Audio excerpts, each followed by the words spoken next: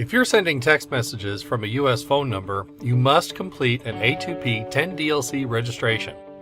A2P 10DLC combines application-to-person messaging with 10-digit long code phone numbers for effective communication, and compliance is now mandated by U.S. phone carriers to protect consumers, prevent message blocking, and ensure unhindered messaging.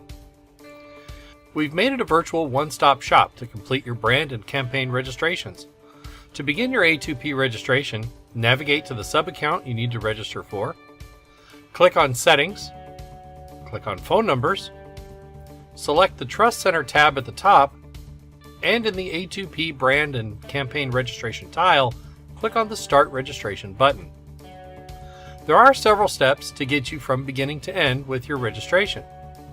First, select the type of registration you're applying for. There are two options to choose from. The first option is for businesses that have a tax ID and will be registering as a standard brand up to 600,000 segments per day, or as a low volume standard brand up to 6,000 segments per day. The second option is for registering a business that does not have a tax ID, but does have a US or a Canada address. This would be used to register as a sole proprietor. The United States IRS defines a sole proprietor as someone who owns an unincorporated business by himself or herself. If your business does not have a tax ID and you do not have a US or Canada business address, then your only option at this time is to use toll-free numbers. Toll-frees give you the option to send messages with relatively fewer restrictions, but while the toll-free number is generic and is not as restricted now, it may become more regulated in the future. Next is information about registration costs. This is important information anyway, but especially for businesses that have a tax ID.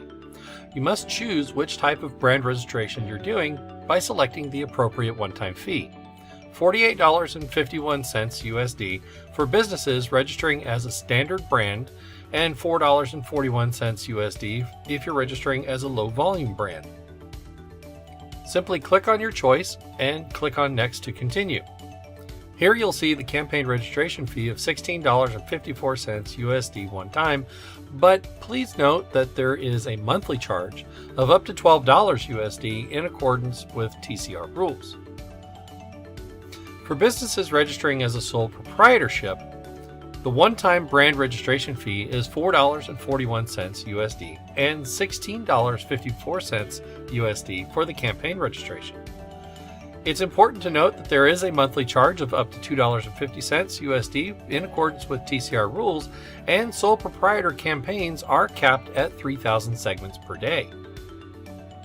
Following the registration cost information is your brand registration. Depending on which type of registration you're doing, some of the data that you enter may be slightly different. For example, in a standard and low volume brand registration, you must enter a business registration ID type, number, region of operation, among other details. Whereas in a sole proprietor brand registration, you don't. It's much more basic with information like your business name, which could be your name, address, etc. For businesses registering as a standard or low volume brand, it's crucial that the data you provide exactly matches your CP 575 form from the IRS. The CP 575 is the confirmation notice you received from the IRS when you obtained your employer identification number, or EIN.